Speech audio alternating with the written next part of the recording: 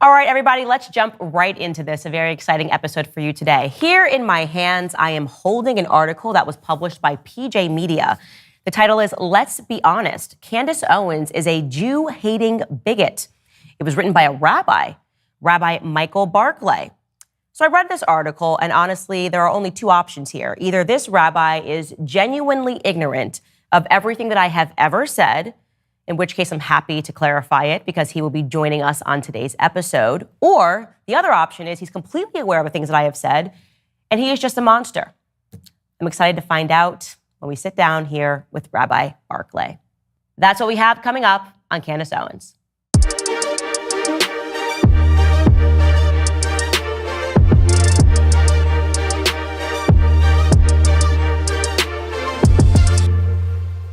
All right, guys, we're going to jump right into this. As I stated at the top of the show, we have Rabbi Michael Barclay. He is, by the way, joining us really last second. So if the shot is not perfect, really appreciate him coming on such short notice. Rabbi Michael Barclay, welcome to the show. Thank you. Thank you for having me, Candace. And Candace, I really want to tell you, I've written certain things, and it gives me great optimism that you're gracious and reached out yesterday and wanted to get together. Actually makes me very optimistic. Yes, so I am the ultimate defender of free speech, and I believe that we need more speech, not less of it. When we see things and we believe them not to be true, rather than censoring that individual, we should actually give that person a platform because people will walk away and be able to assess whether or not the statements they heard was true. And so just to give a little bit of background to people listening to this, you appeared on Charlie Kirk's show, and you referred to me as anti-Semitic. Is that correct? Okay. Not only that, Candace, I've actually written a couple of articles, one in November and one last week, about your anti-Semitism. Yeah. Correct. And referring to that article that you wrote last week, published on March 9th, the heading reads, Let's Be Honest, Candace Owens is a Jew-hating bigot. So that's very punchy, very strong language. And I want to actually go through this article point by point so that you can defend your position and say why you wrote this? Candace, I think before that, and as I said, I'm very optimistic that you would have a dialogue about something. I think before that, there are some real steps, which is, I have called you, and I'm not alone in this, many Jews have called you an anti-Semite. Mm-hmm. I've also talked to people who say you have a really sweet heart, just so you know. You and I have a number of mutual friends in the world. But I think it's important to first identify what anti-Semitism is. It is a different type of hate than any other type of hate in the world.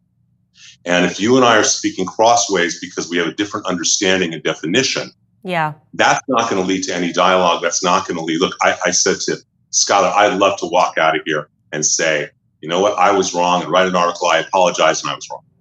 But the first piece is to have a mutual understanding of what is anti-Semitism. I think that would help a tremendous amount. I actually totally agree with you on that. That is a perfect place to start.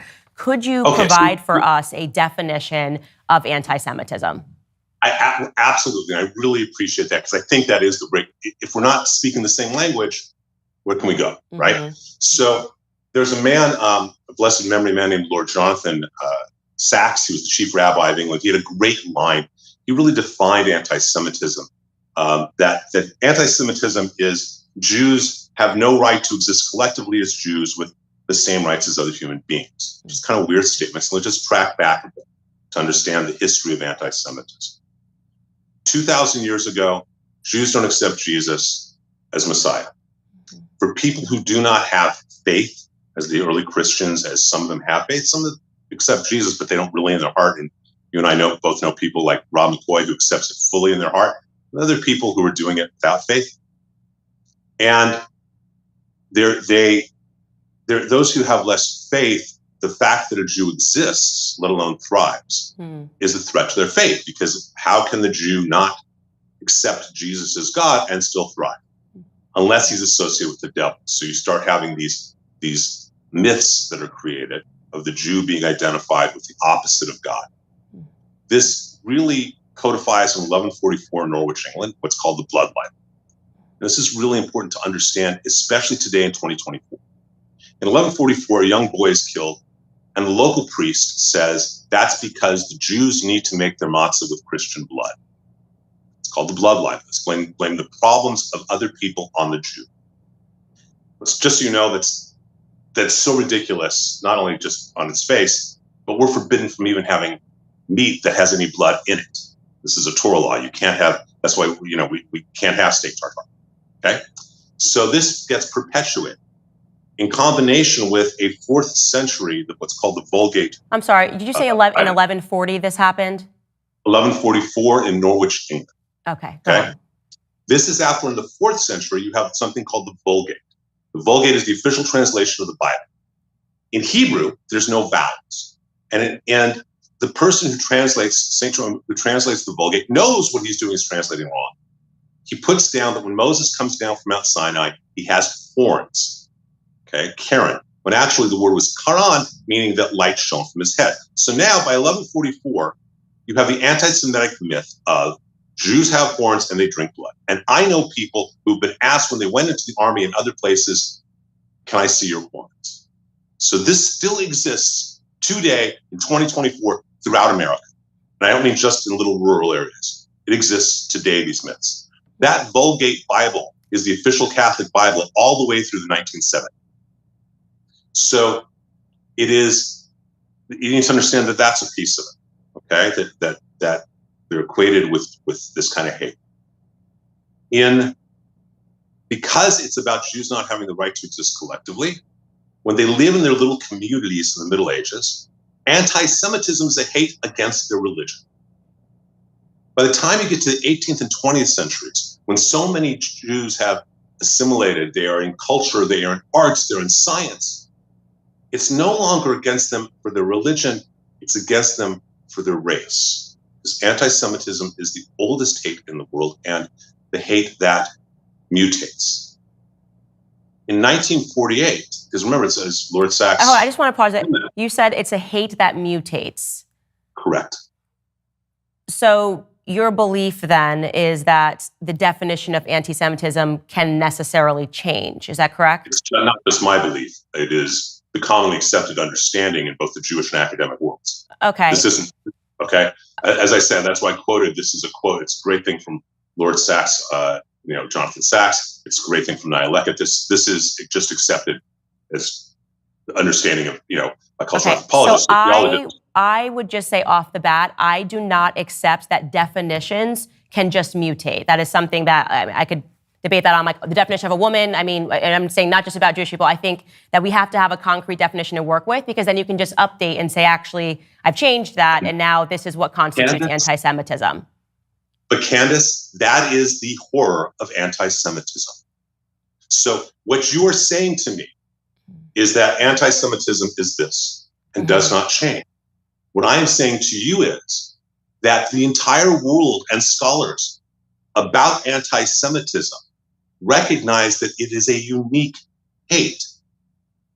That if you define it as that Jews should not be able to exist collectively, okay, as a collective, they shouldn't have that right. That changes from the Middle Ages with religion, the 18th through 20th centuries about race, and then after Israel's created, it's a hatred based on the nation.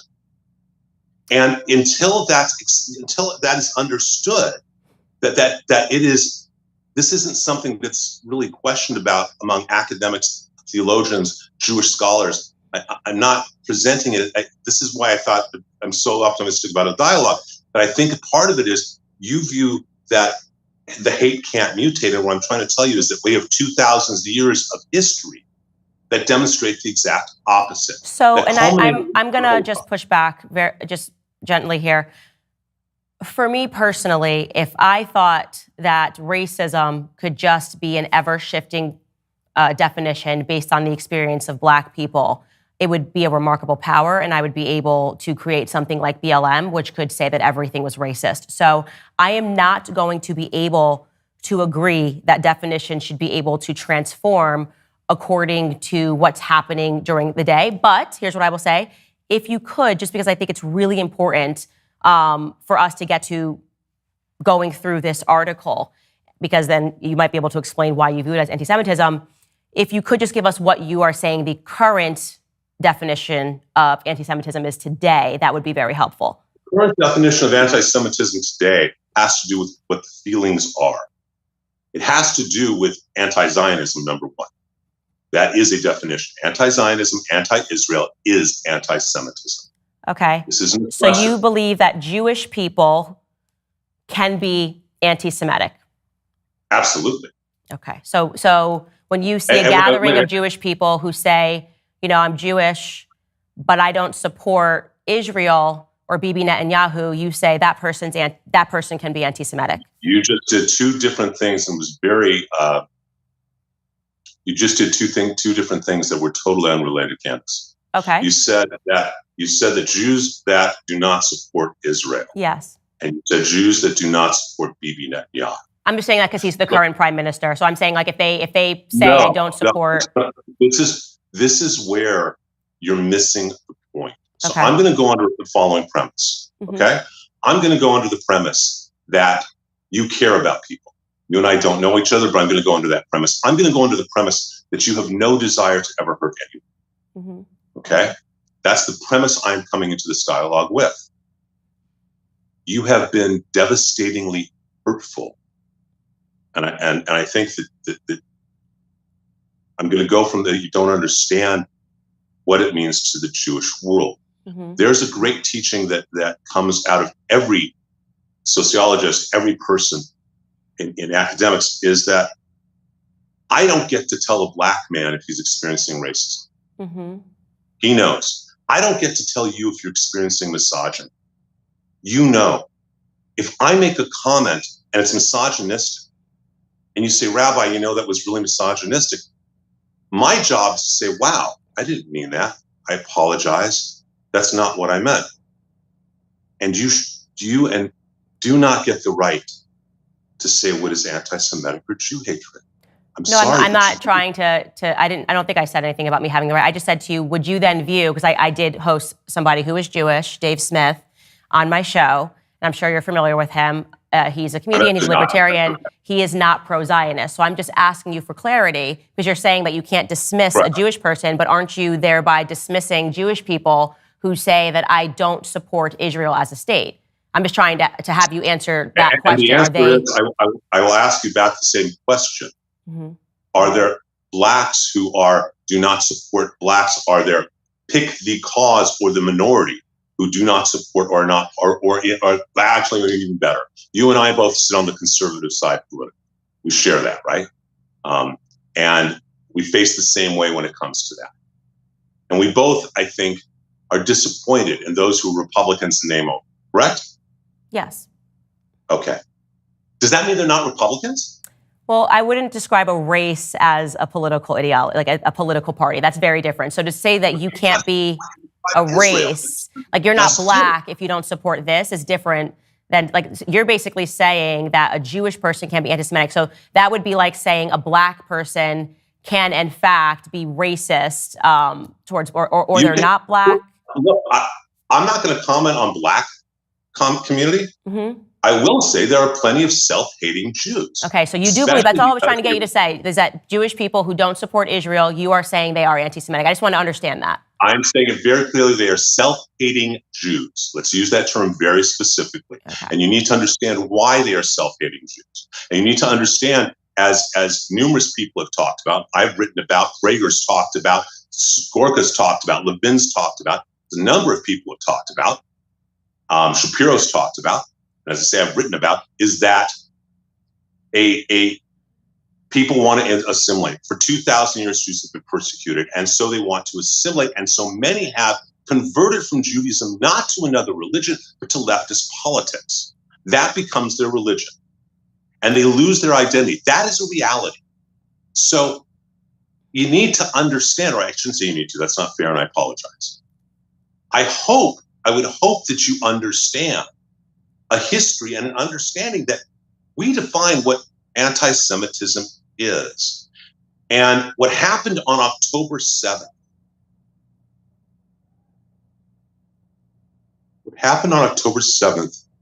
and I wrote an article about you in November. I don't know if you read it or not.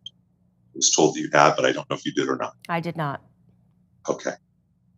I wish you had, and I really wish you had, because we might be in a very different place. You went on Tucker Carlson after, this is in November, and okay, go ahead. I'm going to say I want to talk about that because you put that in this article, which was published just last week. So I wrote a very specific article, and you can find it right now, and it was an impersonal invitation to you and for you, that despite everything else I had read or seen or heard, that my belief and my hope is that your comment of wanting to have an academics discussion about October 7th came from a place of not really realizing what October 7th was. October 7th is unique in recorded human history as the ugliest day of humanity. What was done on October 7th? Taking a young woman, taking her phone to videotape her being raped on the corpse of her dead boyfriend, and then shot on it and sending that video to her parents.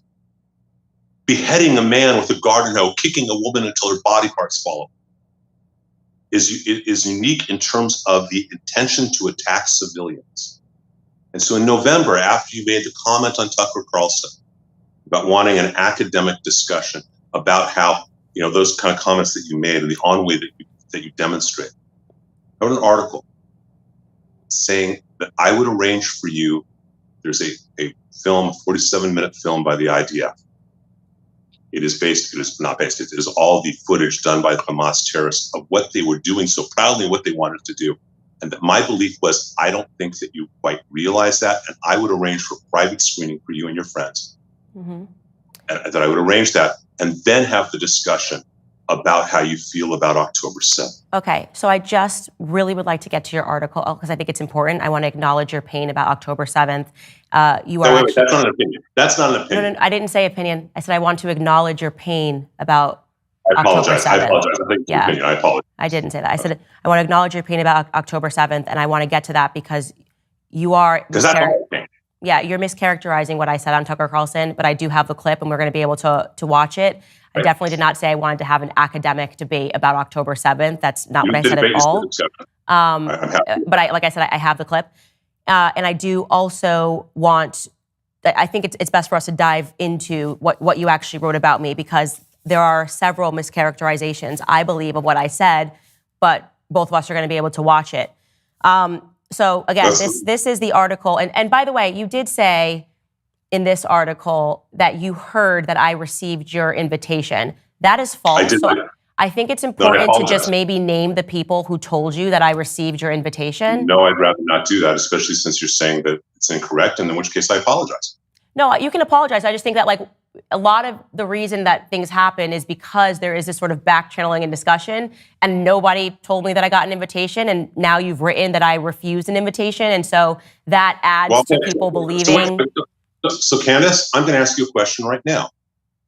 I'm inviting you, forget about the article, because I have no issue and would love to write an article saying I was wrong, Candace Owens does not feel that way. I would love that. So I'm inviting you right now. I will set up a screening for you. Will you come? If you set up a screening for me after we go through this, I want to also be able to estimate your character by going through some of the things that you wrote. You did write some things that I believe... Wait. I'm asking you a yes or no question. No. And I just said to you, I'm going to give you an answer to that, but I want to first go through your article because I want to be able to estimate... Wait. I'm asking you a question. I will take the entire article. I'm not saying I'm not going to answer your question. I am just saying that I would like to go through this, see how you feel. You said you hadn't had an invitation. I'm asking you. I don't have to be there. I'll set it up for you. Okay, sure. If you want to set it up for me to have a screening of that here without you there, that's fine. What I'm saying is that I would not, based on what you wrote about me, I wouldn't take an invitation from you anywhere. I think that's fair given what's in this article. I think that's a normal human response, that if somebody has written something that is utterly libelous about you, it mischaracterizes what you said. But if you want to set it up separately and you want to send it to the Daily Wire and you want us to have a private screening, I absolutely will watch the events of October 7th. That's, you know what? God bless you. And had I ever heard you say that, I wouldn't have written an article. Well, I think you still would have, because you made a lot of points in here. No, I wouldn't have. No, I wouldn't have, because I believe in the idea that it's about what we act and learn. And we have a concept called Shula in Judaism. No, actually, honestly, had you said there, at any point, what you just now said to me, that you would watch a screening, I don't need to be there, that you would watch a screening. If I set it up, I would not have written that article. Okay. Well, I do still want to go through these points, though, because you. Okay, but do you hear that, please? Yes, I hear that, and thank you for saying that. Great. But a lot of what you wrote in this article is a lot of what I'm assuming you have a friendly relationship with Rabbi Shmuley has been saying about me. So it's really important to go through these points, because when you write something like "is a Jew-hating bigot," that's very strong language, and we need to go through these points. So we'll go through all of them, sure. Yes, thank you. Okay, let's just begin here. So you basically make the argument that I'm drunk on fame, and that is the reason why I have let out the truth about who I am, which makes me a Jew hater. First thing you say is that this is a woman who is such an anti-Semite and so ignorant of history that in 2018 she publicly said that Hitler was okay. Do you actually believe that I publicly said that Hitler was okay? So from the recording that I heard, including the congressional testimony, which I think was taken out of context, and from the comments that you said, okay, and you correct if I'm wrong, but my understanding from your comments is you were asked a question about nationalism, and you responded about nationalism using the example that nationalism was good, and that what Hitler was nationalistic in Germany, and that was okay. You have said specifically you think Hitler is a horrible, et cetera, et cetera, et cetera. And you have condemned Hitler, thank God, without question. And you also brought him up in that discussion about nationalism. Is that all accurate? So when you just write, she publicly said Hitler was okay, that is dishonest, because what I actually was saying was answering a question, as you brought up, where we were not even talking about Jews, not talking about the Holocaust. A woman was asking about whether or not it's okay for people today to say that they're nationalist when it's often associated as a dirty word. And what I was saying was that it's wrongly associated with Hitler. I don't believe that Hitler was a nationalist, because obviously Hitler invaded Poland. He obviously had ambitions outside of... So we have the clip, so we're going to play it. So again, the question that's being asked of me is whether or not nationalism is an okay word to embrace. Let's play the clip so we can hear me and what I actually said. Absolutely.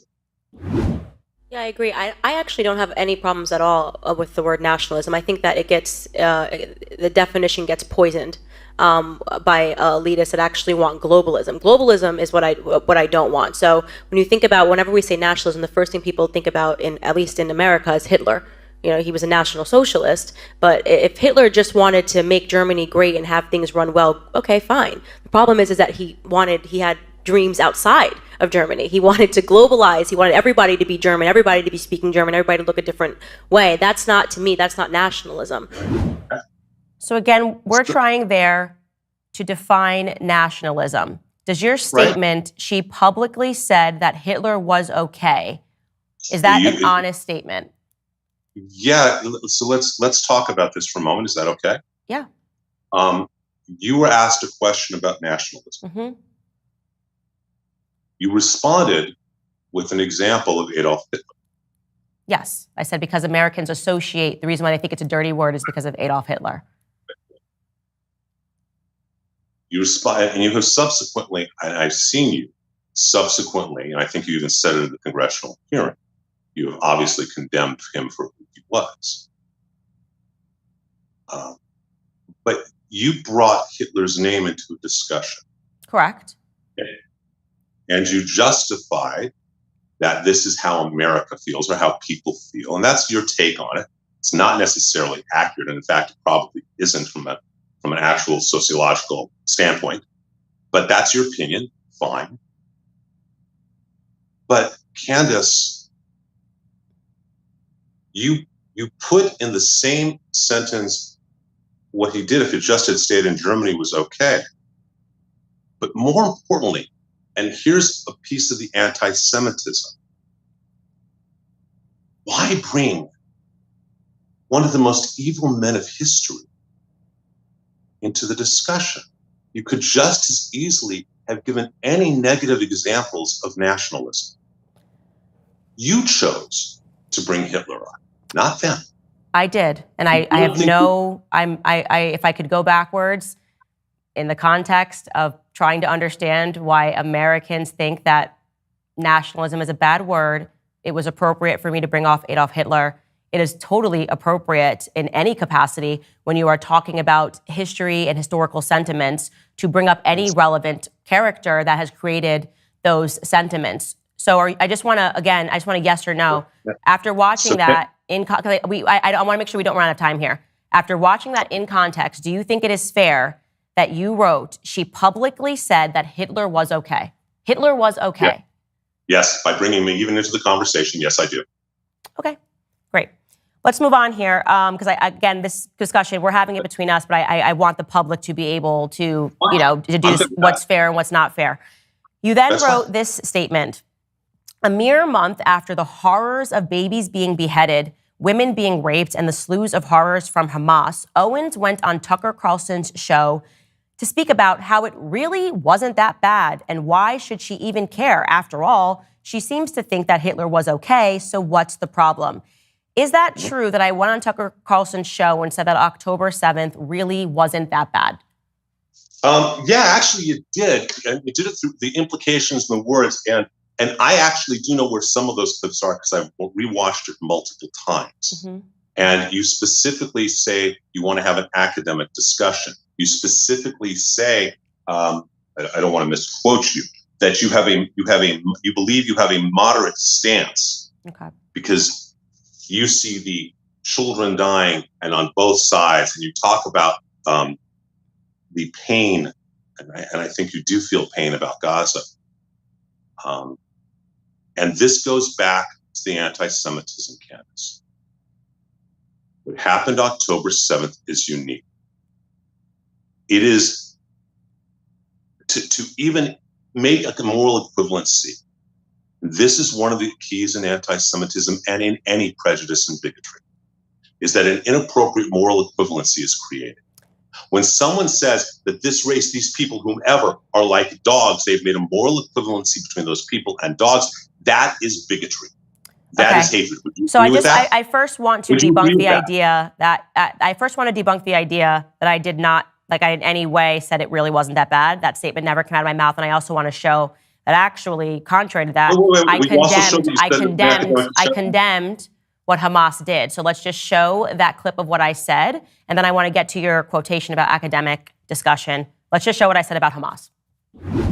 I have seen every single person, including myself, condemn what happened on October 7th. Because who wouldn't condemn terrorism? It's obvious. Right. Who would not condemn innocent Israelis dying? But if you then say that it is also sad when an innocent Palestinian child dies, suddenly this is pro-Hamas, or you need to say, even when you're talking about how sad it is that a child dies, you need to button that statement by saying, but that child was a human shield. That's not going to be my response.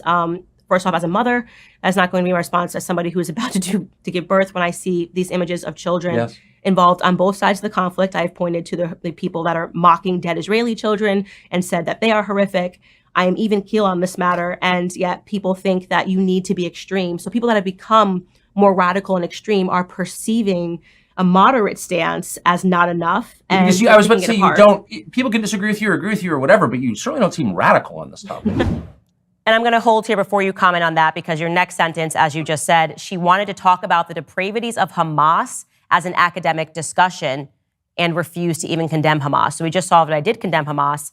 And regarding the academic discussion— No, you didn't. I'm sorry, but no, you made a moral equivalency between Hamas and Gaza. I didn't do that. There is no moral equivalency. What Hamas did is evil.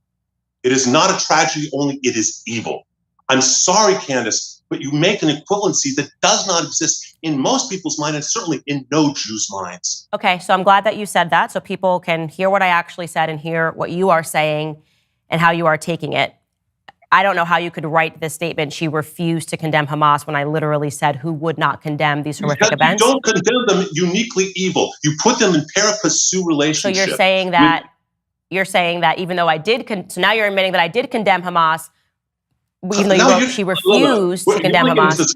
What condemnation is? Is this where you really want to go? Is have an English discussion? No. You wrote she refused to condemn Hamas. These are your words. Because when you put that, at the moment you say that they have a moral equivalency with anything else, that's not condemnation, no matter what. I said it's sad when an innocent. It's not condemnation, and I'll just ask you a question. Is it sad? Is it sad? Sure. Sit there and do that. I don't want to cut each other off, okay? Because clearly what we are having here is just a disagreement. There's no reason to get angry. Do you think it is sad when an innocent Palestinian child dies? Candace, I cry every day. And it's not just for Israel. And this is one of the things you clearly do not understand. The same way most don't, who are anti-Semites, you don't get it. I cry for what's going on in Israel. I cry just as much for what we are forced to do. Golda Meir had a great quote. She said that one day we may be able to forgive them for killing Israeli children. We will never be able to forgive them for making us kill their children.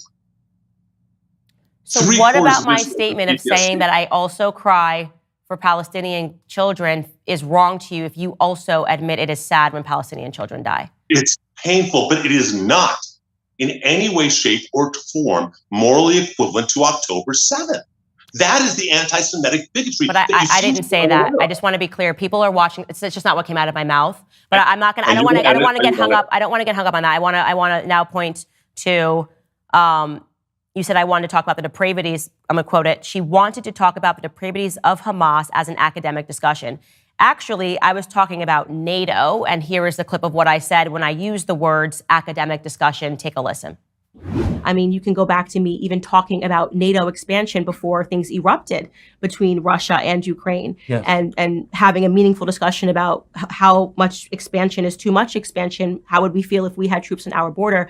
These are things that should be allowed in an academic discussion. You should be able to sit on stage and should be able to debate these ideas without using ad hominem attacks. You're using it in the reference, Candace, in the dialogue about October 7th. You're using your discussions of NATO as an analogy, in an analogous way, about how we should be able to discuss October 7th. From a foreign no analogy. Okay. So you think that it is fair, after listening to that, me talking about NATO and me talking about Russia and Ukraine and saying that we should always be able to have an academic discussion about foreign policy, you think your statement still is fair, saying that she wanted to talk about the depravities of Hamas as an academic discussion? Because you're using that context, and you're the one taking your own quotes out of context. I played it. I didn't take it out of context. I just played it. Then play the whole paragraph we were talking before. That's the entire issue. I did. So the first part was what I just showed you. That was actually a split clip.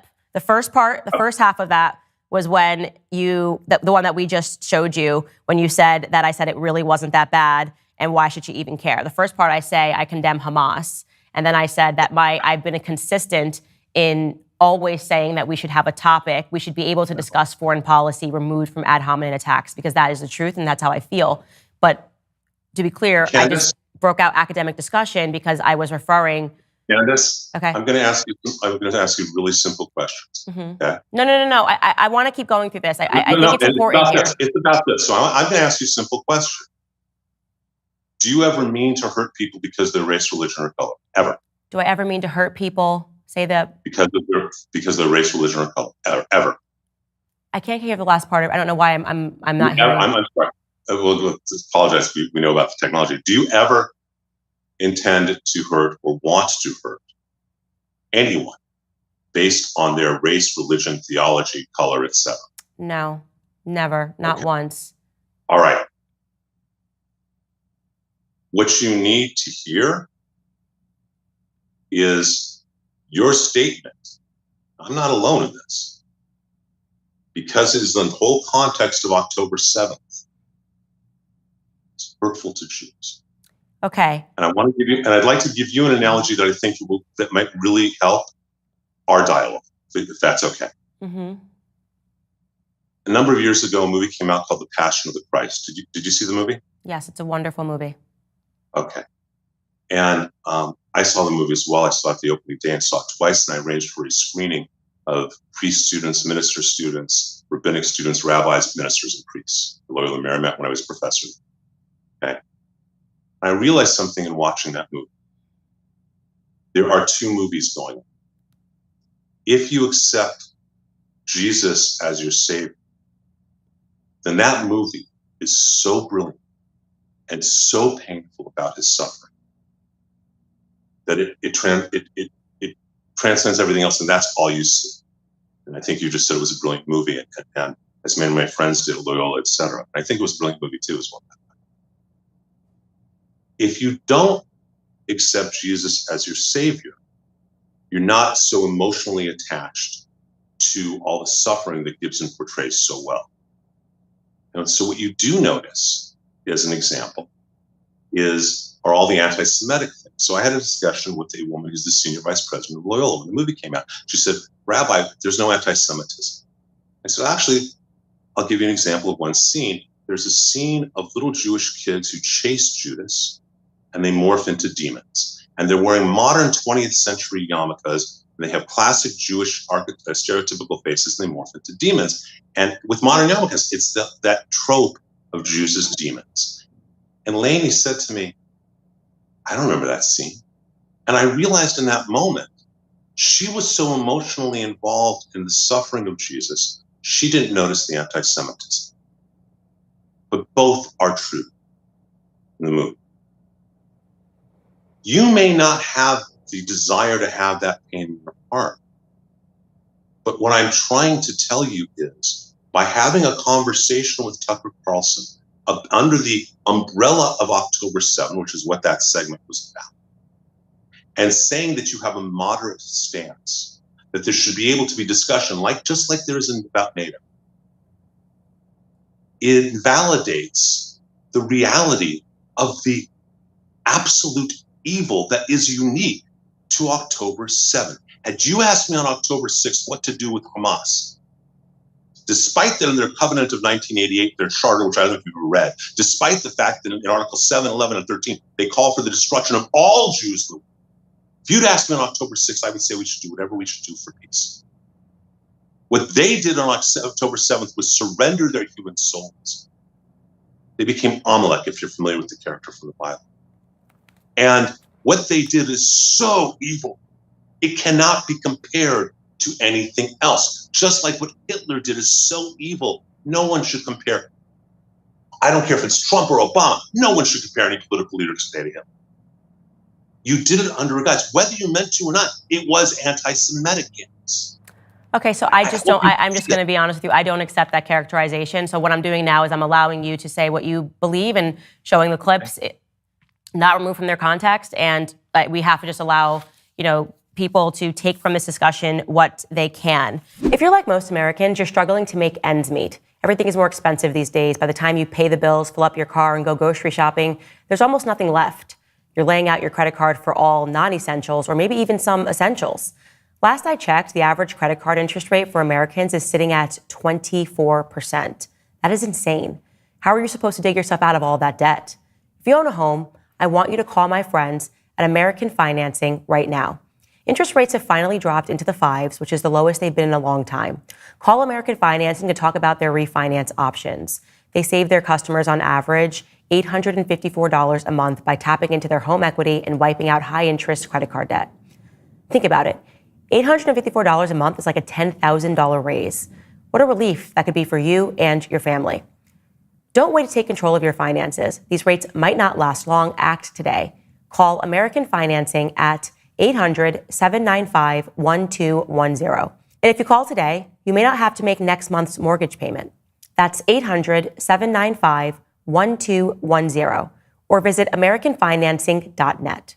NMLS 182334, NMLSConsumerAccess.org. APR for rates in the 5s start at 6.799% for well-qualified borrowers. Call 800-795-1210 for details about credit costs and terms. Now, I do want to move on, though, because then the next sentence almost appears to me to be the inversion of what actually happened.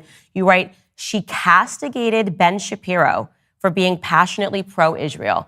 I couldn't find a clip on that, so I just wanted to ask you what you were referring to, because actually what happened Ben insulted me publicly. I have not insulted Ben publicly. So I'm just wondering where that sentence, where we can look for me castigating Ben Shapiro for being pro-Israel. I will try and find the actual clips, number one. Number two, just off the top of your head, where I was when I castigated him, where I was when I disrespected him. Candace, I will be happy to go try and find you things about it. I'm sure Ben can find them as well. I'm sure other people can. I want to make something real clear about this, though. I don't think that there is a place for any of the kind of dialogue, especially between people who are the same conservatives, who are on the same side. I don't think there's a place to personally insult anyone. And that comes from both sides. I don't think it's okay for anyone to insult you or your family. I don't think it's okay for you to insult anyone or their families. I call you an anti-Semite because that is how I judge the way you act and what you've said. Okay. I'm very pleased that you've agreed to watch the documentary. Mm-hmm. Makes me very happy, and you can comment on it after you've watched it. Makes me really happy, honestly. Okay. And I think that and hope that after you see that, you'll have a whole different understanding. But I don't think it's okay for anyone to make personal attacks. Now, when Ben Shapiro calls you an anti-Semite, I call you an anti-Semite. I only wish goodness on your soul, but that is how you act. Okay. That's very different than calling you a fill-in-the-blank pejorative. Okay, but you did write, she castigated Ben Shapiro for being pro-Israel. So I'm just asking you. Happy to find the exact quotes for you. Happy to find them. Because it just never happened. I would never. Okay, you're saying that. I'm happy to find. Okay, but he did insult me, but I did not insult Ben. So that was very interesting because I was like, that's almost an inversion of what happened here. Well, okay, Candace, he says something differently, I think, but I will find and give. I'm happy to let Skylar know a place and only in that specific interview, by the way. In that interview. We're talking about that interview. That's why I was asking you, what interview? Me and Tucker talking about Ben? You're saying that I castigated him for being pro-Israel. Okay. Candace, I'll say it again. I'm happy to find those spaces where you castigated him and send them to Skylar, and you can decide to share them with your audience. I will. Or not. We'll put it in right in here if there's a example of a clip of me doing that. Because actually, I abstained from doing that and told Tucker that it's not something that I would do. Okay, then you go on to talk about me attacking Rabbi Shmuley. My audience has already seen him attacking me over the last 2 years. And I'm just going to ask you a basic question. Does a Black person or any person have a right to defend themselves? Absolutely. Okay, because that is interesting, because Rabbi Shmuley and his daughter have attacked me and made videos of me for 2 years straight. I have responded once, and you're basically saying that I'm anti-Semitic for responding. So I want your perception of when it is that a Black person's allowed to respond. So, Candace, first of all, I know Shmuley peripherally. We've probably met a half a dozen times. Okay? He is an incredibly knowledgeable man. He formed L'Chaim Society at Oxford. Incredibly knowledgeable man. And with 9 kids, right? And we have something in Judaism, predates Christianity, but it's also Christianity as well to an extent, called Lashon Hara, the evil tongue. That to gossip, to say certain things like that is really a huge avera. It's a huge sin. It's a huge chait. I don't know all the things that he has said about you. I do know he's called you an anti-Semite, and so have I. That's not a personal attack on you and your family. For you to call a man who is extremely knowledgeable, an unholy rabbi, and his hag daughter, forgetting about what he may or may not have done, if he's attacked you personally, if he's said whatever horrific things about you personally, that you are a blankety, blankety, blankety, blankety, blank, he's wrong. If he's attacked you or your children or your family, your mother, for you to, rather than comment on whatever he's done, to call him an unholy rabbi, that is way out of line. You don't even know what a rabbi is supposed to do. So let me ask you a question. There's no truth, by the way. Do you view that as anti-Semitic for me to Yes. respond. So it's okay. So he can attack me for 2 years. Is he a racist, just to be clear? I don't know how he attacks you, so I can't comment. So what if I say that the definition of racism changes, and if you attack a black person, you're a racist? Depends. Candace, you don't get away with that. It depends No, how I'm it asking changes. because at the beginning of this discussion, you How did did he say attack that you? you can't How tell a did he black person. attack you? It's been 2 years consistently of him and his Okay, daughter attacking me, wait, saying that. I wasn't there. I'm asking you. I'm asking with all Okay, but if you're legitimacy. saying that you weren't there, why would you Tell put me- this into writing? Wait. Isn't it Wait, incumbent upon tell you to me- research what's happened before you start saying to No, me that because- defending myself is anti-Semitic? Candace, if he attacked you personally, if he said you were a black fill in the blank, then he should be reprimanded that, but it doesn't justify what you did. You don't know what a rabbi does. You don't know our theology. How dare you call him an unholy rabbi? How dare you go into the misogynistic, the anti-Semitic trope of his hag daughter, something used throughout the late 18th and early through the early 20th century. Sorry. Hag is now anti-Semitic? So that is a term of his hag daughter that goes back into the witches of Eastern Europe. Why did you have to call her a hag daughter? Just Tell to me be that. clear, because she's a witch. I think she's a witch. That's not because she's All right, Jewish. let's stop right there. I would call Wait, someone I a wanna hag try of and any get- color. I think she's a witch. What they have done over the last 2 years. I believe his daughter is a hag. I said that because that's what I believe. You may disagree Okay, with me hold on on that, a second. but to say I'm that that's accepting that. anti-Semitic is ridiculous. I would call any person a hag. Candace, I'm going to be very clear without trying to be insulting. So please forgive me if it comes off wrong. Okay, it's not meant to. No, it's fine. You can insult me. I don't want to. I've dealt with 2 years of a rabbi insulting me, so I'm totally cool with Candace, this. Yeah. I have no desire to insult anybody. Okay? But do you understand, are you familiar with the history of the Grimm fairy tales and the folk tales of Eastern Europe?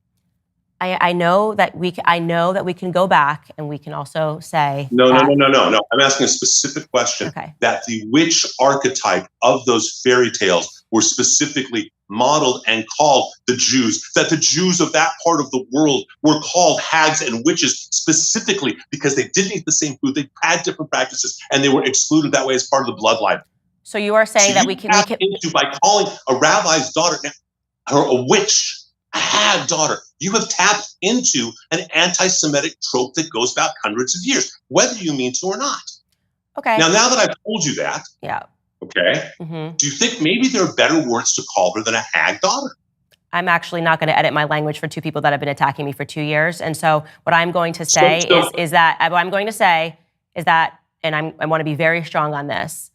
I am not going to be told whether you want to dress it up as anti-Semitism, you want to dress it up as that I cannot respond and defend myself. I'm certainly not going to be told that I need to be contained in how I respond after 2 years of consistent attacks from two individuals. So I want to just say on that point, you and I will never come to an agreement. I stand by everything that I said about him, and I'm not going to have that everything that I say, including yesterday when he says that me finding the products and stuff that he sells and promotes as a rabbi to be unholy, to say that I am only saying that because it's made in Israel is pointedly ridiculous. But what it looks like to a lot of people, and I'm going to tell you this, and I'm expressing this in case you are an individual, as I'm sure you are, that is concerned about the rise of anti-Semitism. But my suspicion is that people that are watching this are going to think that now we are using the word anti-Semitism like BLM began using racism, right? Which is to say that you cannot, let me finish my statement. I'm just telling you what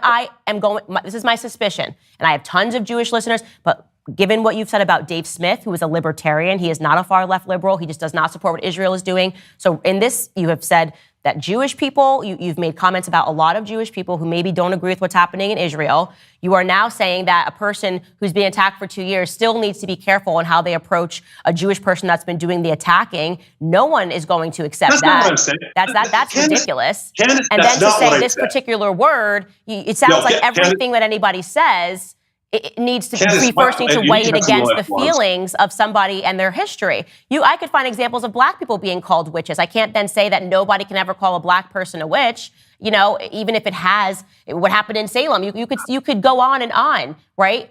But the point is that if you're a black person, you've been attacked over 2 years. I don't care if a person calls him a rabbi. In fact, I would question what it means to be a rabbi. Maybe you can explain. If you have been consistently attacking and threatening somebody, literally, he gave a quote to the Jerusalem Post, which actually I like the Jerusalem Post. They report on things very accurately, in which he says that he wants to bankrupt Candace Owens. That is a direct threat to somebody's livelihood. It is despicable. And because you call yourself a rabbi, it does not mean that people cannot say that it is pointedly ridiculous that you are using finances as a mode of threat against people because you don't like their speech. It is ridiculous. And let me tell you what, that leans into an anti-Semitic trope about Jewish people and money. For a rabbi to stand up and say, let's bankrupt you can talk her. over me all day. You can scream. I'm not screaming. I've let you talk a lot. That's not fair. I've let you talk a lot. Candace, it's your show. You're going to edit and say what you I'm want to say. not going to edit this whatsoever. I promise you. Okay. Great. Terrific. I appreciate that. No one has, if someone is attacking you, you can defend yourself. And if someone is saying a bad thing about you, I would even go and defend you as well for them saying that she's a black such and such, she's a female such and such, she's whatever it may be. If he's attacking you, and again, I'm not privy to those 2 years of attacks that you have. But the moment you start saying things like an unholy rabbi, when you do not know a rabbi's job and you don't know Judaism, you don't know what is considered kadosh, what is considered holy or not holy in Judaism. When the moment you make those kind of comments, you've crossed the line. And you didn't need to make them. I get you're angry. I get you feel violated by him. I get you feel that he attacks you unjustifiably. I haven't been part of the discussions, so he may have.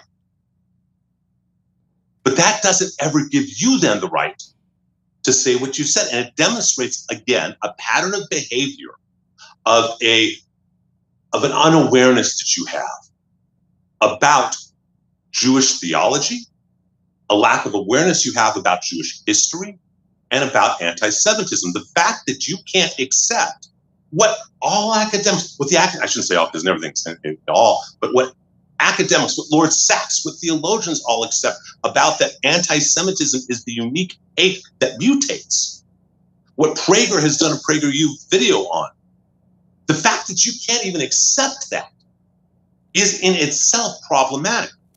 I think that do you understand that you have decided that you, Candace Owens, are more knowledgeable, wise, and you may be brilliant in a lot of fields. That's not what I've said. I've never said these things. I didn't say I was more knowledgeable, wise. I just said I called his daughter a hag, and I meant it. I'm not taking the words back. That's what I've said. But Candace, the fact that you can't accept that the definition of anti-Semitism, that you think you know the definition better than scholars, academics, Jewish theologians, better than rabbis, is a level of hubris. As I say, you may know all sorts of things about all sorts of topics, but you're now dancing in a field where Shapiro dances, I dance, where Rabbi Shmuley, and I'm trying to tell you that you are repeatedly doing anti-Semitic behavior, but your underlying premise that you said at the beginning of our dialogue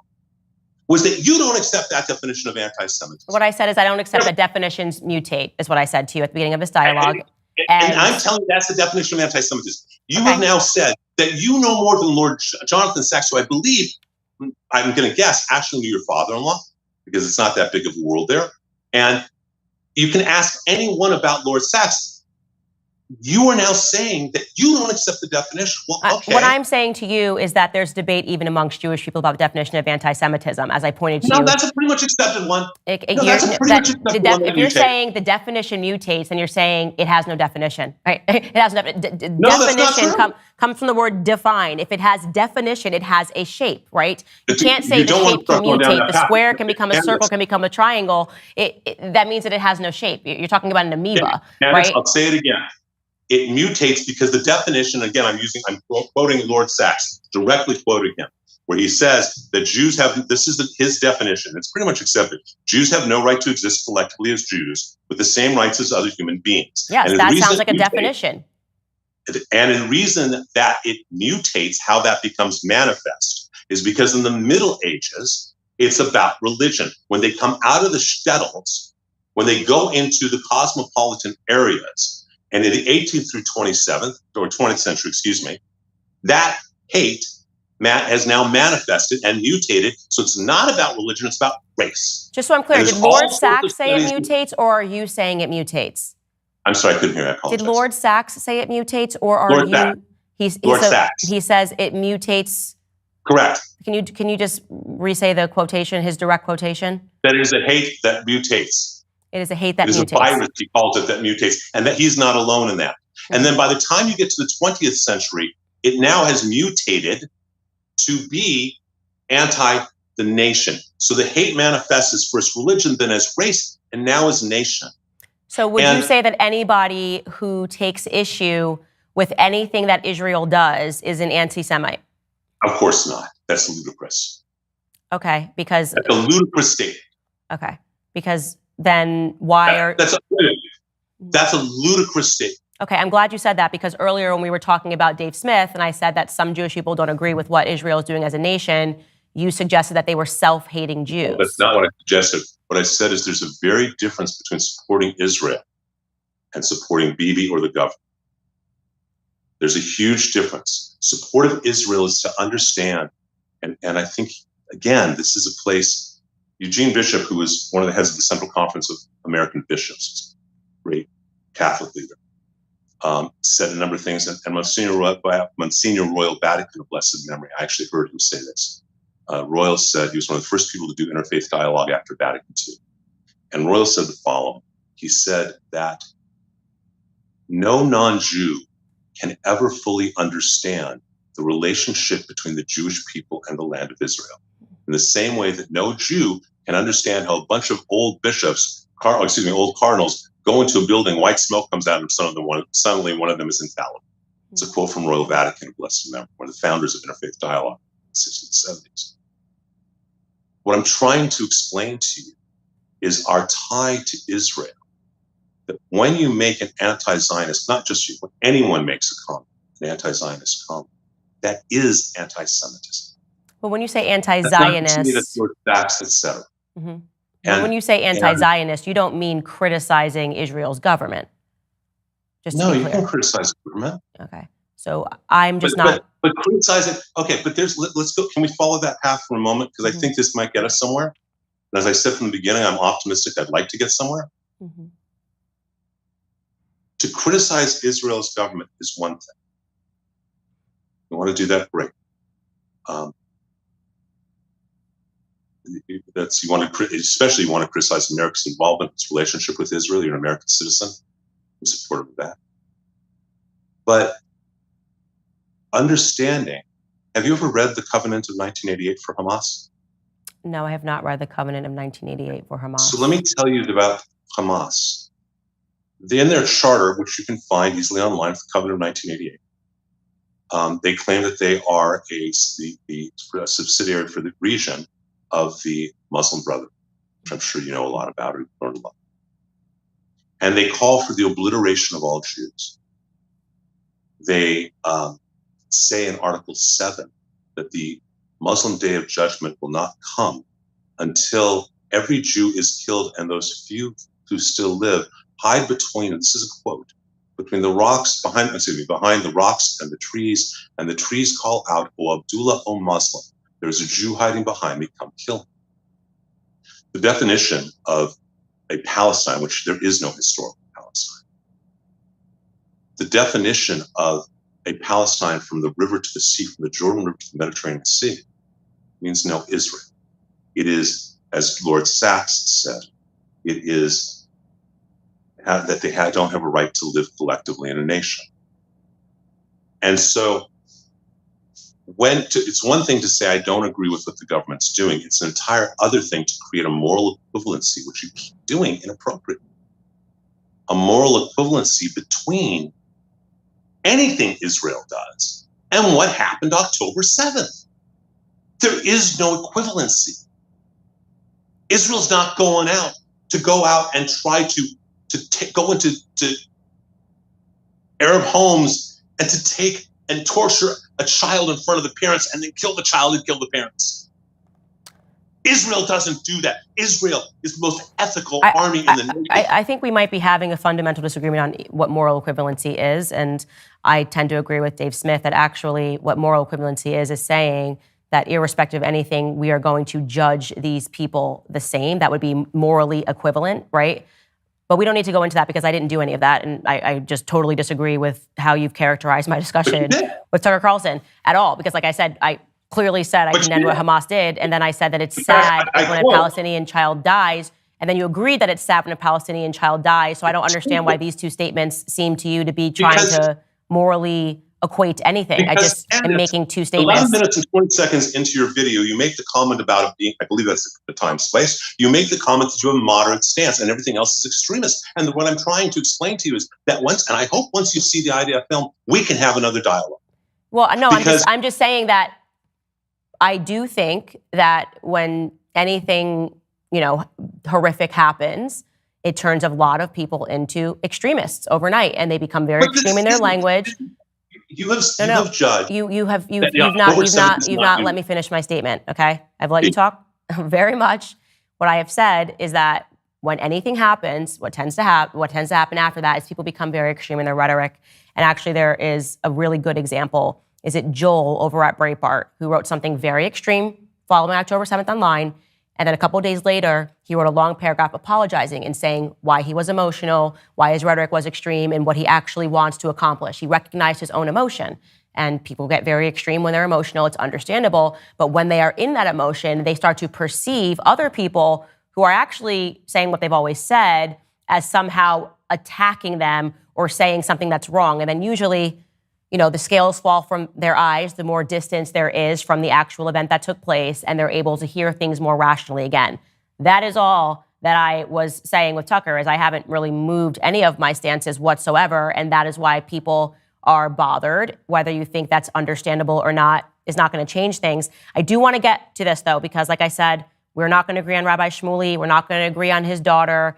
I'm not going to agree on your interpretation that my defense of myself is somehow anti-Semitism. I intend to keep defending myself against somebody that I, view to be absolutely despicable. And actually, what I will say is that in terms of anti-Semitism, I think a lot of it stems from what I would say is individuals feeling that amidst their own communities, let's remove Jews from this. If a black person does something wrong, I immediately call it out on my show. I've said tons of things about black people acting like thugs. I've stood up against black people when they were using racism, basically just to absolve themselves from any critique. But when it comes to the Jewish community, it's very odd, I think, to watch the indefensible get defended, right? The indefensible get defended. Like what Rabbi Shmuley did over the last 2 years, I would expect people to come out and say, it's obviously wrong. Instead, what we have is you coming out and saying, well, what Candace is saying in defense of herself is actually what's wrong, rather than saying maybe both. Maybe saying what Rabbi Shmuley did was absolutely wrong. But you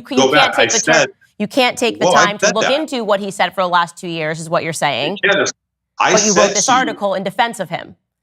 Candace, this is not about Shmuley, and it was not in defense of him. And I said to you earlier in this talk, if he was saying inappropriate things, he should be reprimanded for that. That's not what you said here in your article, though. This is about you and your pattern of behavior and your pattern of words. And I have no issue, and maybe you should do a little bit more reading of what I've written. You wrote, like any father, Shmuley defends his children when attacked. Wait. I have taken on the unethical behavior of Jewish leaders and Jewish organizations publicly to the detriment of my own life. I've taken on Jonathan Greenblatt for 5 years of what he's done to the ADL. I got the receipts to prove it. You can read the articles. Okay, I've exposed him for what he's done that was not right. So when you make a comment, like when someone does something wrong in the Jewish community doesn't say anything. You and I are talking, and I have a history of both calling out people who are unethical within my own tradition and standing up for other groups that are not in my tradition that are being persecuted. Okay. Last year, about a year, and you didn't do the research about that, because about a year and a half ago, Catholics were being so disrespected. I'm not Catholic, by the LA Dodgers wanting to honor the Sisters of Perpetual Indulgence, a trans group that dresses up like nuns, and honoring Dodger Stadium. I not only wrote articles, my articles helped promote General Flynn to help promote Catholics for Catholics to do a demonstration at Dodger Stadium that I spoke at. But that had nothing to do with Jewish people. Wait, and I called out Jewish people. Why don't you Google my name and Jonathan Greenblatt? Great. I'm glad. I think that all together, okay, everybody. So I'm not glad. alone. I'm glad. What I'm just I'm trying not to, alone. I am trying to communicate to you that when people can go, and as they have seen, as I showed on my show, all of the attacks from Rabbi Shmuley, which were available to you when you wrote this article, and then they see you write something. Please let me finish my statement. Please let me finish my statement. They see you write something. Rabbi Shmuley is an author of 31 books, was the rabbi at Oxford for 11 years, has a 30-year career of writing, speaking, preaching, and guiding people in Jewish beliefs. He has also been an activist in many causes, and most importantly, is a loving father of 9 children. And like any father, he defends his children when attacked and is proud of their accomplishments. Hold, because I never attacked them first. They've been attacking me consistently for 2 years. And then you go on. Hold on. Candace, you're smarter than this. I know, but just let me finish. Then you go on and you talk about me. People might say this might be a racist trope, but here we go. She dropped out of college because of a quote-unquote issue with a student loan, never even voted in elections until she had successfully created her unique brand, a pretty black woman who's politically conservative. When anyone confronts her about her lack of knowledge or wisdom, she retreats to the position of counterattacking them for not appreciating a strong black woman who goes against goes against a stereotype. When you read something like that and you see that comparison and how you are presenting people, despite the fact that factually speaking, Rabbi Shmuley and his daughter were the ones attacking me for 2 years straight. I didn't even know who they were. When you speak about me like that and make it seem like I'm sorry, let me use your words here, lack of knowledge or lack of wisdom, how do you think the public perceives that when I'm the one that's being attacked? I'm not concerned about how the public perceives it or not. What I'm concerned about is if you believe, and I cannot judge this because I'm not aware of 2 years. I don't follow you. Okay, just my life is too busy. I got a congregation and teenagers and all sorts of things. If you believe that Shmuley Boteach and his daughter are doing things that are attacking you on a personal level, not attacking your persona, not attacking what you do. My calling you as anti-Semite is attacking you for how you act, not attacking you as a human being. Please understand there is a difference of who we are and how we are. She dropped out of college. Wait, please let me finish. If Shmuley okay, go ahead. is attacking you, if he is attacking you on any personal way, that doesn't mean it's okay for you to attack him. You know better than that. You teach your children all that better than that. No, I actually, like everything I'm saying about him, like if this is holy, like, selling butt plugs with your daughter, I don't know. Okay, maybe you're right. I think it's gross. Right, I think it's disgusting. And I do not, it's not the definition of holy in the Christian faith is what I would say.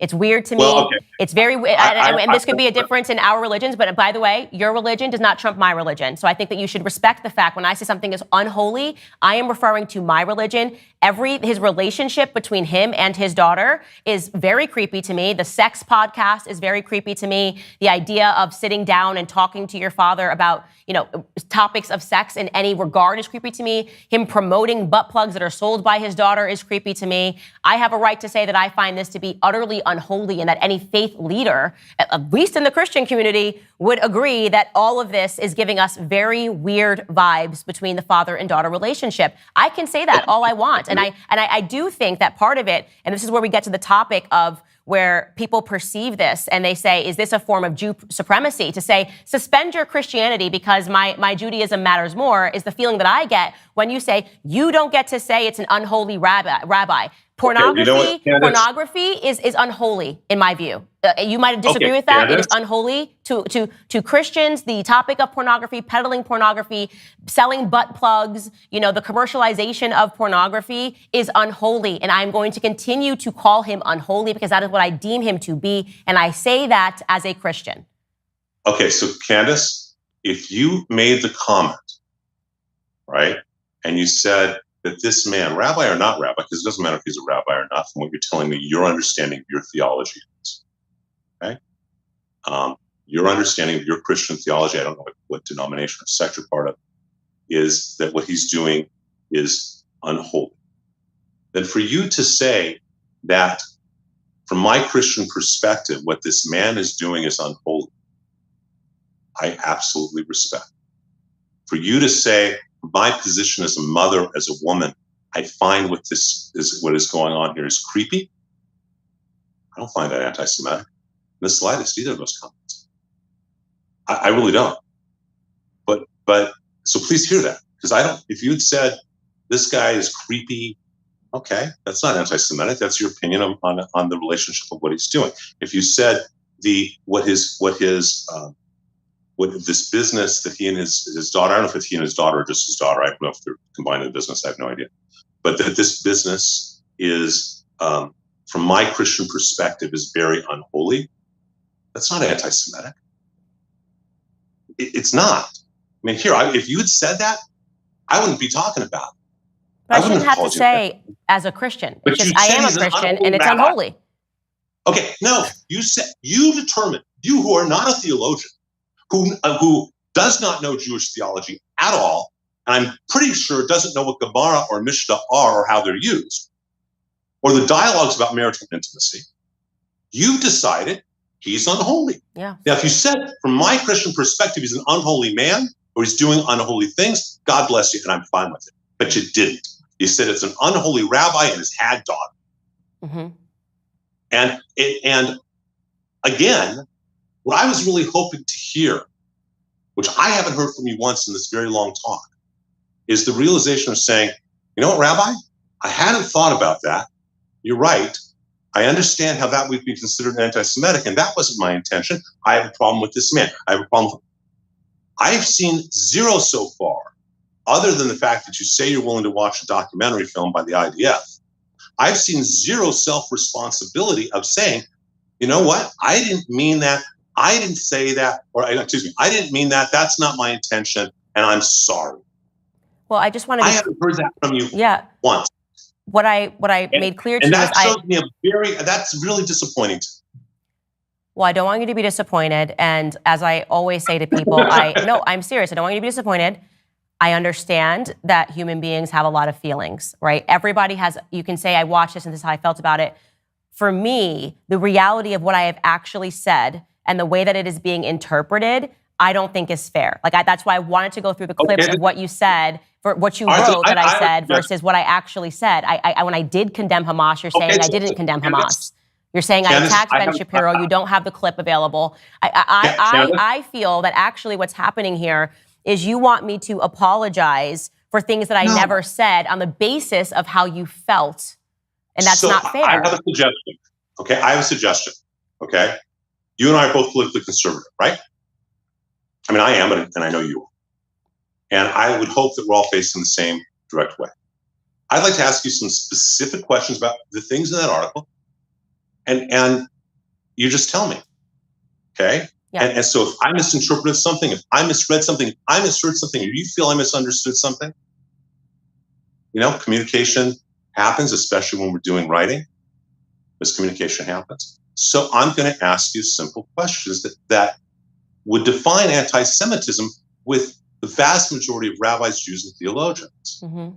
Do you believe October 7th was uniquely evil and on a whole other level than anything going on, especially anything going on in Gaza or anything else right now? From the moral, ethical, your point of view as a Christian, I am asking you point blank, do you feel that October 7th, what happened, is uniquely at a whole other level and depth of evil? Yes or no? I believe that what happened on October 7th is evil. We've seen. Do you believe it is a whole other level than anything else, especially what is going on in Gaza?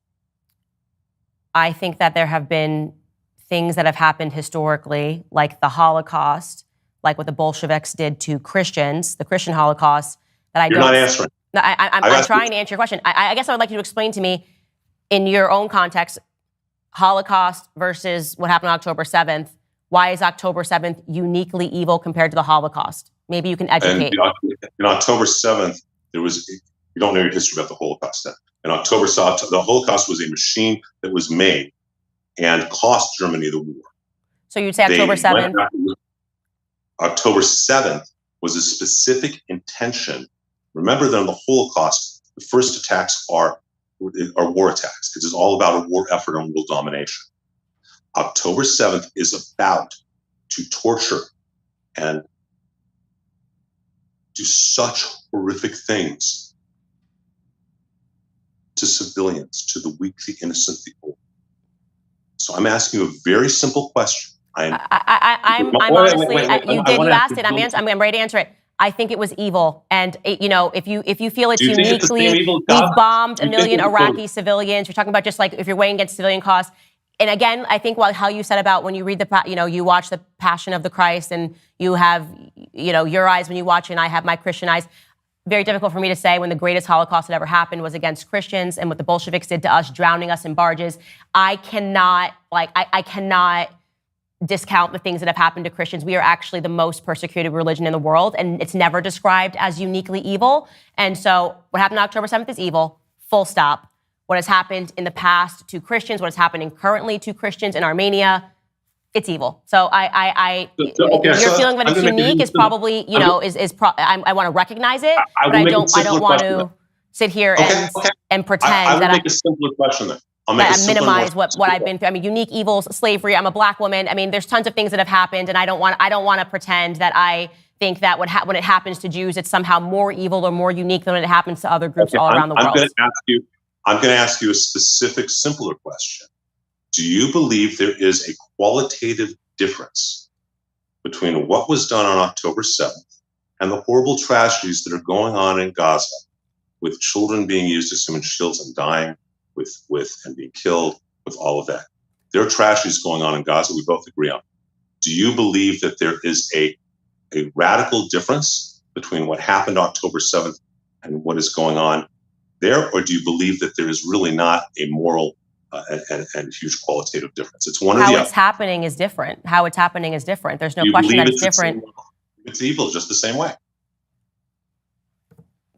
Children, innocent children dying.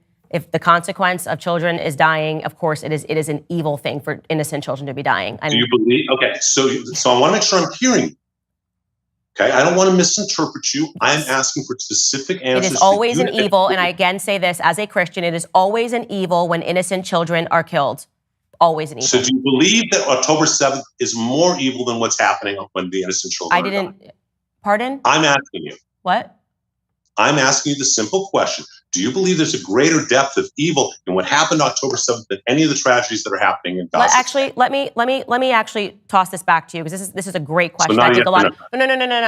This is a great question. I'm glad you asked this, but I want to toss this to you because one of the things that was also radically misinterpreted. Actually, I was talking about Brian Mast in his language when he said that there's no such thing as an innocent Palestinian life. I thought that was horrifically genocidal to say that. And that has been a huge conflict of whether or not what's happening is genocidal or if it's not genocidal. And something that I don't think that we have a clear definition on is genocide. And this is, obviously the word was created post-Holocaust. And so I would just like to get from you, because we're running, because we are running out of time. So I'm not trying to, I don't use the word. You don't use the word genocide? Nope. So you wouldn't describe the Holocaust as a genocide? I would describe it in other ways. It's just not the language I use. So for me to say that this is a definition would be arrogant and inappropriate, because. But what percentage of a certain group of people have to die that would constitute a genocide? Because I think that's part of it. It's a back and forth where it's like, listen, if we can just say X amount of people, percentage of people dying of the same ethnic group. Candace, I'm telling you point blank. You're asking me to define a term that I don't go around utilizing. Okay. So I don't. You're saying define this, and what I'm saying is I don't use that term.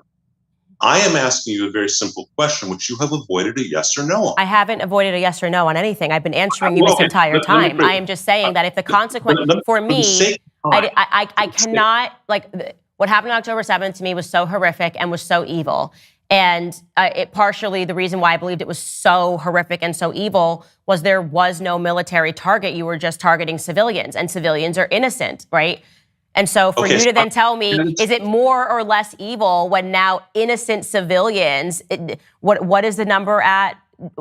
Can you tell me what the number is at of Palestinian children? No, I can't, because Hamas authorities aren't. I know, but Candace, I'm asking you. I'm not asking Hamas. I'm asking you. Candace, I'm going to try and make this. So when you're asking me to compare, and what you're actually asking me to do is to compare, is to state whether or not I believe. I'm going to make it easier than that. Okay? Please let me finish this.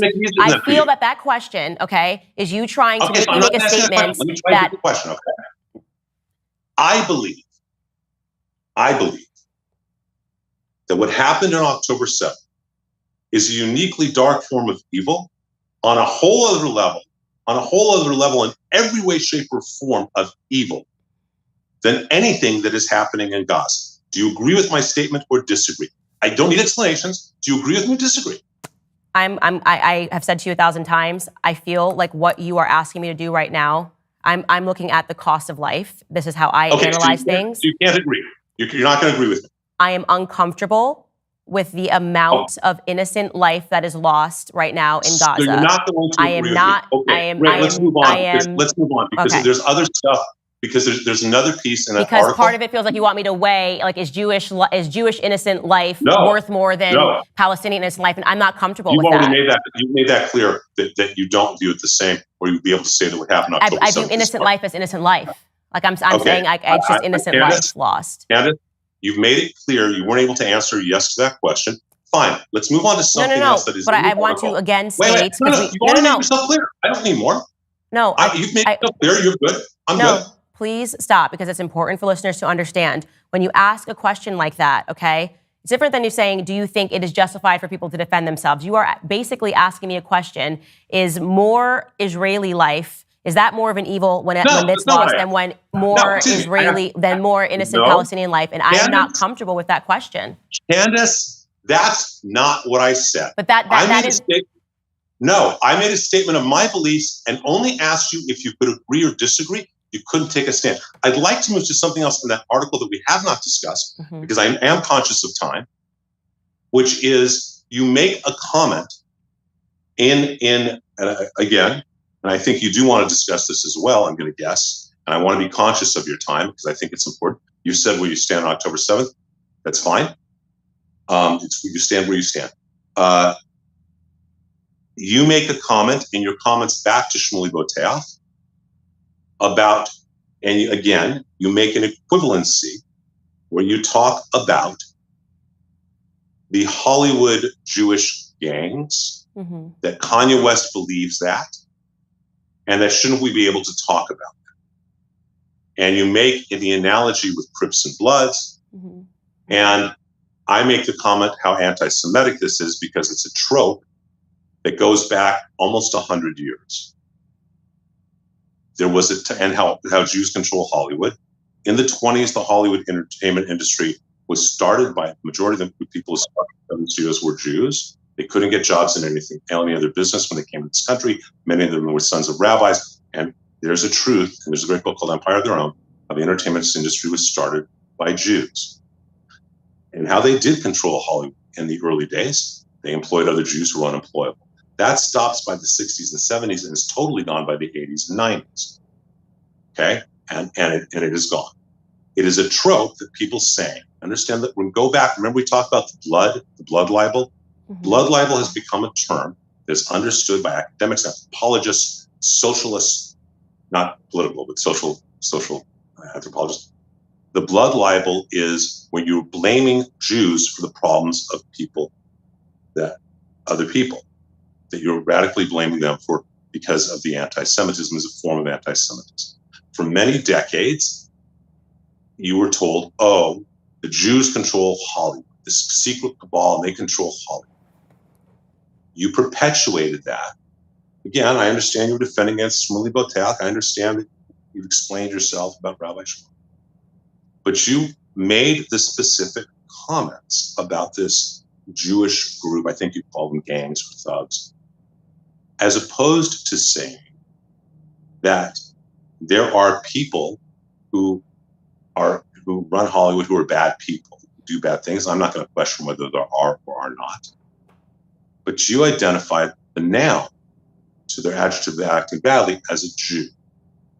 When the reality is that Jews don't control Hollywood. There may be many executives who are Jews, but that doesn't mean that they are anything other than Jew in name only. They go to temple twice a year. You and I both know Christians like that, right?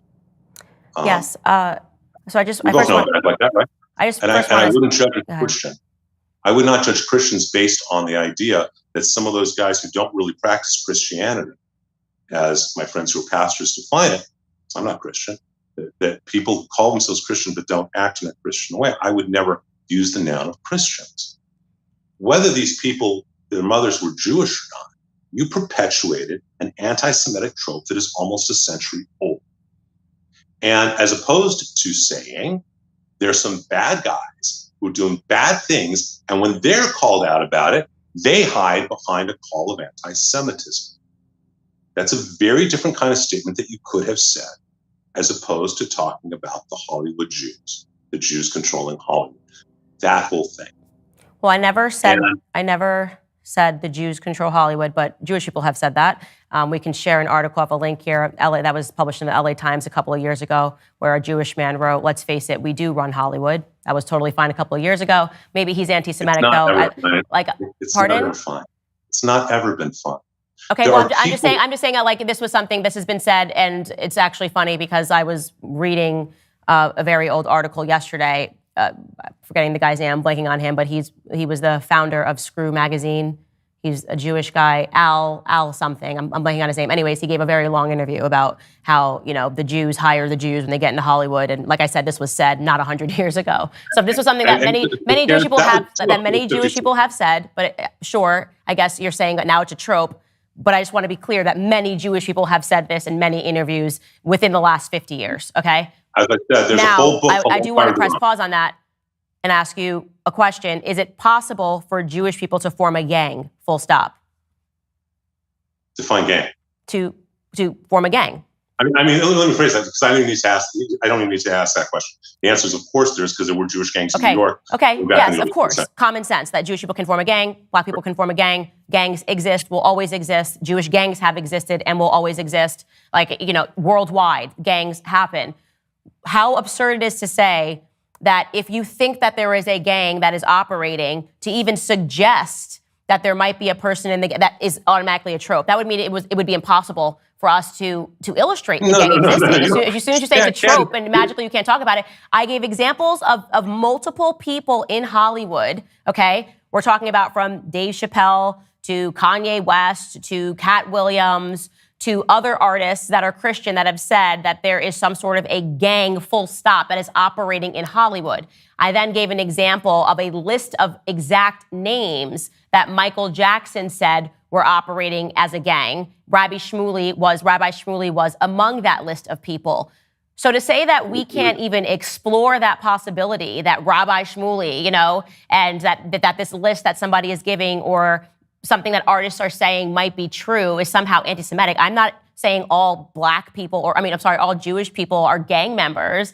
I am saying that it is, of course, possible that a gang is operating anywhere in the world. That should just be allowed to be said without being accused of creating a trope. Candace, again, we're at the same place that we started of when I said to you, I don't get to tell a Black man if he's feeling racist. I don't get to tell a woman if you're experiencing misogyny. I keep telling you that things you have said repeatedly are hurtful to a huge number of Jews and are considered anti-Semitic. And instead of hearing any, wow, I didn't realize that, all I have heard for the lengthy time we've been on together, which I, again, think is very gracious and kind of you, but all I have heard from you, not one sense of responsibility, not one, I've said to you that if something is true or not true, I don't have issues saying I'm wrong, I don't have issues apologizing, but I haven't heard from you one sense of responsibility that you have, just use this as the example, you have tapped into a 1,000-year-old blood libel trope, a century-old trope specifically about Hollywood. And you keep going off, well, can't this be intellectually right? Can't you do this? Can't you? You've hurt a bunch of Jews. Did you want to? Absolutely yes or no? not. Absolutely not. Okay, you did. You have. You continue to. Yes, I understand. And what I will say to you don't want to, then realize that what you're saying it taps into centuries old hate. Realize I'm just going to tell you that when I am speaking, hurtful. I get what you were saying. Hateful. I get what you were saying, but I'm going to tell you what this is reminiscent to me of. This is reminiscent So you can't of when. just say, I'm sorry. Listen, please just let me finish my statement. This is reminiscent to me of when I got interested about BLM and I thought that there was corruption in BLM and black people all over America were crying, insisting on the BLM narrative. And I thought that there was corruption and that this was operating like a gang and they were taking money and there was money laundering. There were tons of people, Al Sharpton among them. And it sounds a little, you can't possibly say this, Candace. You can't, it leans into this, it leans into that. But my instincts are my instincts, and I have a right to pursue those instincts. And to the extent that any black person was harmed in the making of my documentary, and then I ended up being proven right that there was corruption that was happening, I'm very sorry that they felt that way. So I will say, to the extent that any person who is finding my interest in what is happening in Hollywood feels that is leaning into some trope and that I shouldn't, keep going, I am sorry that you feel that way. But I am also going to follow. I'm sorry. But I am that is just disingenuous. That's okay, not an well, but apology. I'm telling you that I understand that people have feelings, but I would like to follow and pursue the facts. And the facts are that many people in Hollywood are saying that there is some sort of a gang that is operating. I am not blaming Jewish people. Anti-Semitic law. Okay, well, I'm not blaming Jewish people for that at all. So I just want to be very clear. But that is an anti-Semitic trope that has led to all sorts of horrible things. What did it lead to in Hollywood? I'm telling you, as someone who knows this, and by the way, again, maybe you should read what I was writing about BLM, because you and I were on the same page. Okay, and did you get called racist and people calling you all sorts of names that maybe weren't true because you thought BLM was just actually corrupt? I actually took them on about the fact that all lives matter. My house was vandalized 4 times. And that was considered racist at that time. So would you have been right to revoke that and apologize to black people because they said that was racist? But here's the thing. No one sat there and said, you're a racist about it.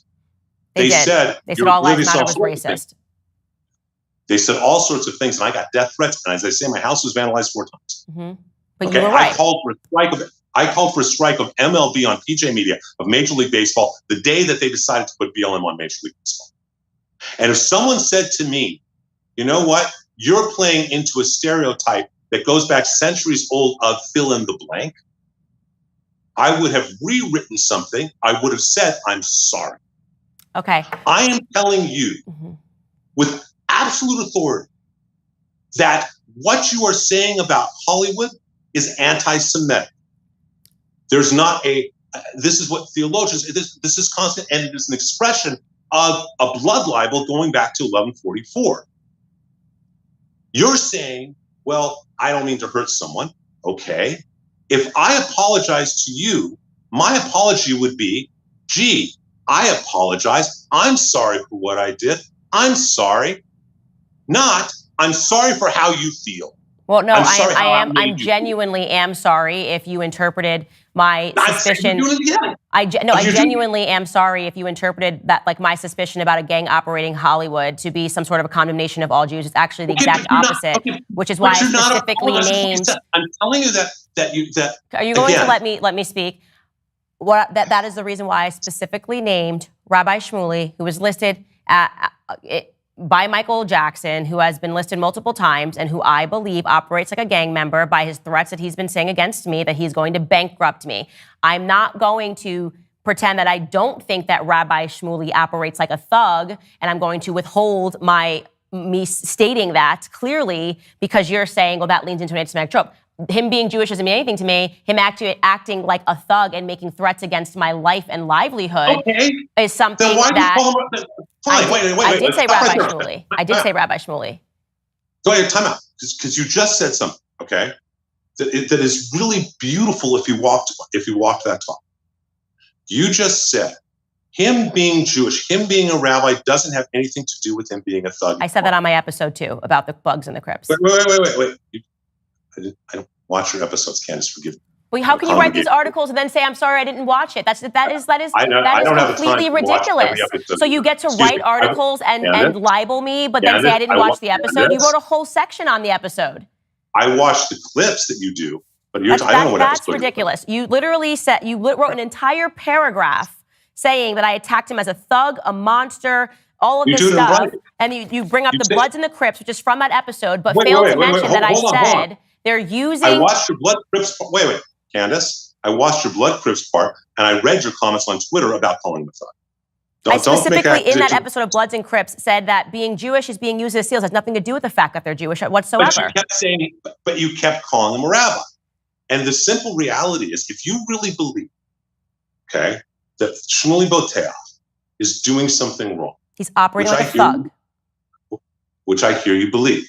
If you believe that he is acting in whatever way, okay, calling him out on that, God bless you. But when you take it to the place of putting unholy rabbi, because that's your definition, when you take it to the place of him being if he's a jerk to you, he's a jerk to you. It doesn't matter if he's a rabbi, a priest, Jewish, or whatever, right? So why bring up the rabbi and Jewish part? Well, first off, he goes by Rabbi Shmuley, so that's just his. Wait. Okay. But wait, but why bring up if someone's being a jerk to you? It doesn't matter if they're white, black, purple, Jewish, Catholic, or anything else. They're being a jerk. Okay.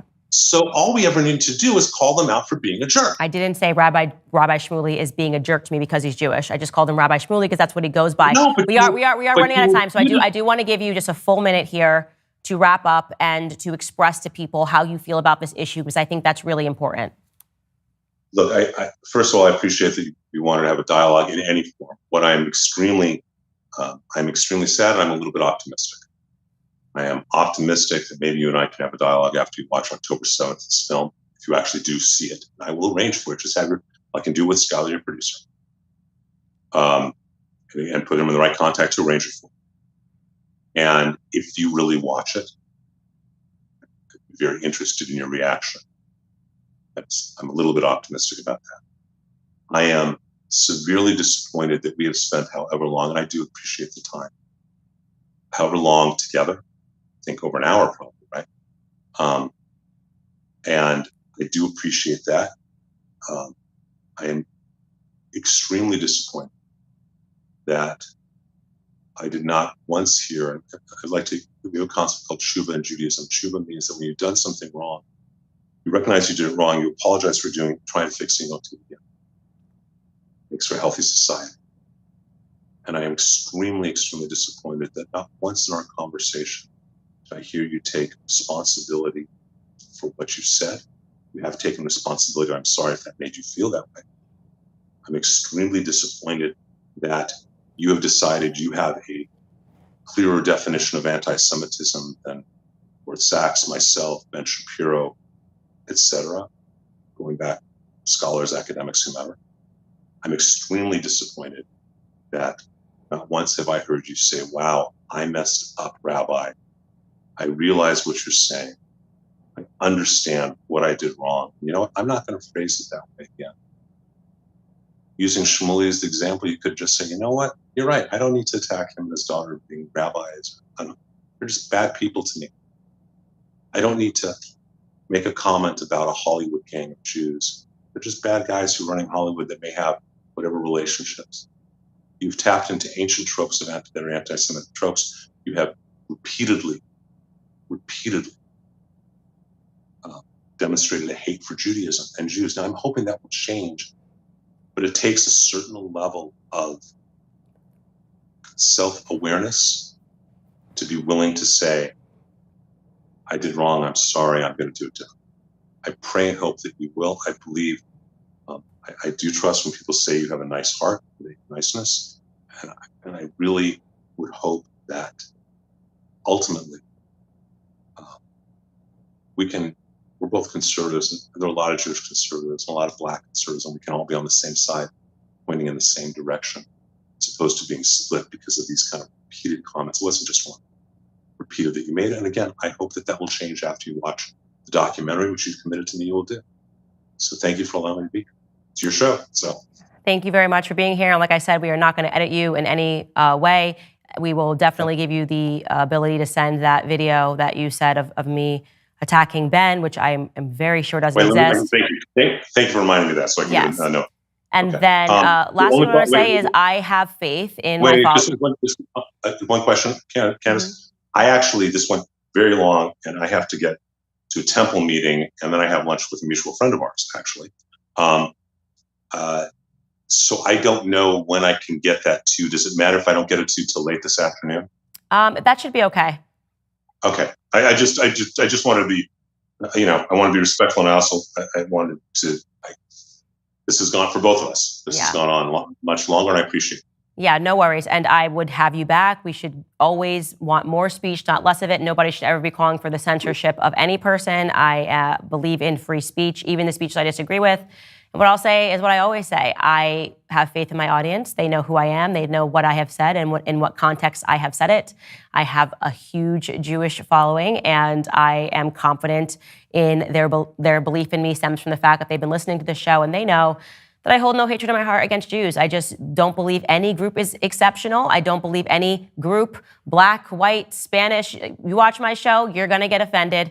And I am always going to call out wrongness when I see it. And to the extent that we are using anti-Semitism as a tool to bar people from critiquing certain individuals, a la Rabbi Shmuley, it is going to make an enemy of me, but I will never be an enemy to the Jewish people. So ladies and gentlemen, thank you so much for watching the show today. I cannot wait to see your comments. Stick around because as usual, tomorrow we'll be back with a brand new episode.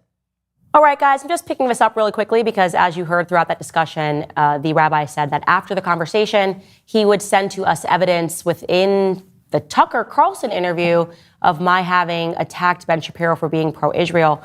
He was unable to produce a part of that discussion with Tucker as evidence. What he sent us instead was a tweet that I wrote, and just to contextualize this, in response to a tweet that Ben had written. Obviously, everyone's aware of this public feud. Ben told me to quit, and I responded with this. I wrote in response, "You have been acting unprofessional and emotionally unhinged for weeks now, and we have all had to sit back and allow it and have all tried to exercise exceeding understanding for your raw emotion, but you cross a certain line when you come for scripture and read yourself into it. I will not tolerate it." I wrote that in response to Ben writing, "Candace, if you feel that taking money from the Daily Wire somehow comes between you and God, by all means quit." He was writing that in response to biblical scripture.